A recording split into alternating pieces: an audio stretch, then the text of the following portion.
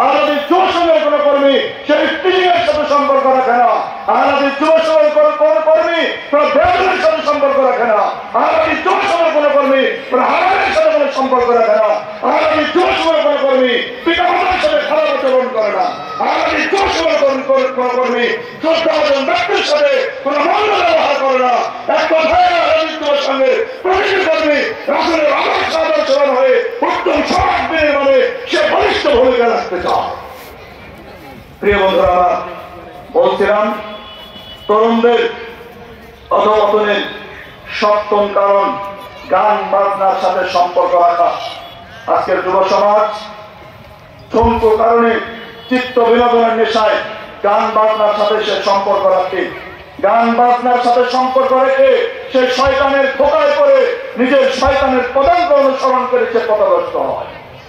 অথচ গান বাজনা নেহায়াত অন্যায়, গান বাজনা নেহায়াত অন্যায়। সাহাবায়ে কেরামের আদর্শ কি ছিল আর আপনার আমার আদর্শ কি? দেখেন, আবু দাউদ খোলেন 4924। নাফি রাদিয়াল্লাহু তাআলা বলছেন যে একদা ইবনে ওমর রাদিয়াল্লাহু তাআলা পথ চলছিলেন, আমি তার সঙ্গী। পথ চলতে গিয়ে হঠাৎ গান বাজনার শব্দ শোনা যাচ্ছিল। গান বাজনার শব্দ শুনে নাফি রাদিয়াল্লাহু তাআলা বলছেন যে ইবনে ওমর দুই হাত কানে ঢুকিয়ে দিলেন, দুই কানকে বন্ধ করে দিয়ে রাস্তা থেকে দূরে সরে গেলেন।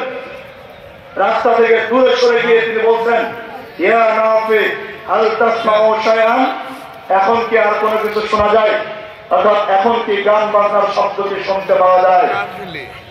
ফাকুলতুলা, তখন আমি বলতাম না, এখন আর গান বাজনার শব্দ শোনা যাচ্ছে না।